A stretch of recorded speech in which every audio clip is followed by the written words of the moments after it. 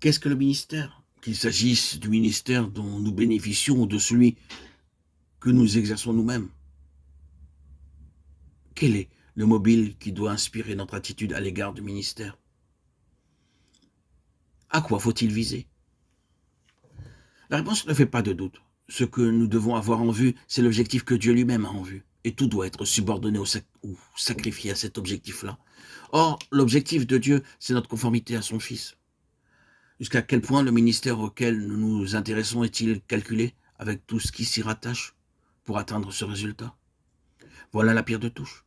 S'il nous importe vraiment de connaître la pensée de Dieu, c'est ce critère-là qui détermine la valeur de tous les autres facteurs, méthodes, éléments extérieurs, formes de culte, présence personnelle. Tout doit passer à l'examen des vrais mobiles et sortir victorieusement de cette épreuve.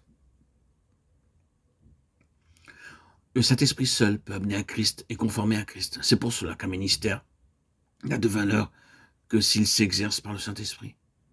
Et ce principe ne s'applique pas à notre ministère personnel seulement. Il doit nous influencer dans ce que nous acceptons en fait de ministère et inspirer notre choix quand nous voulons nous-mêmes entendre la parole de Dieu. Sommes-nous vraiment édifiés dans notre foi en Christ? Ce que nous recevons tend-il vraiment à le faire grandir en nous? Est-ce bien Christ qui se trouve imparti par le Saint-Esprit à notre être intérieur? S'il n'en est pas ainsi, nous perdons notre temps. Et pour intéressante et documentée que ce soit la prédication, il lui manque le principal. L'œuvre de Dieu ne se fait pas et son but est manqué.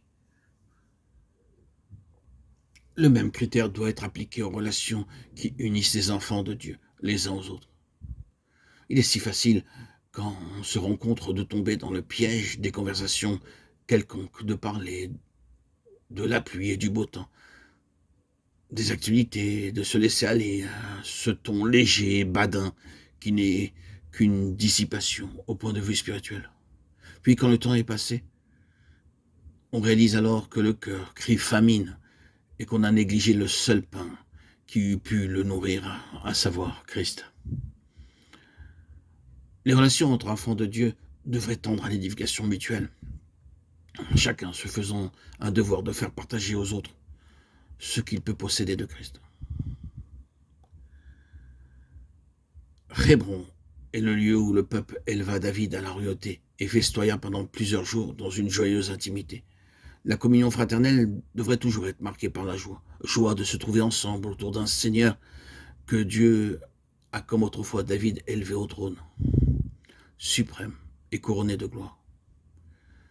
Et ces rencontres devraient toujours avoir comme résultat un accroissement de sa vie en nous. Nous voyons ainsi que tout en la vie du croyant est en rapport d'une sorte ou d'une autre avec Christ dans la gloire. Et cette relation affecte notre vie pratique, et cela dès les premiers pas dans la vie spirituelle. L'union avec Christ n'est pas autre chose dans sa nature qu'une activité constante du Saint-Esprit pour nous conformer à son image. Et cette activité porte sur l'ensemble du corps de Christ autant que sur chaque membre individuellement.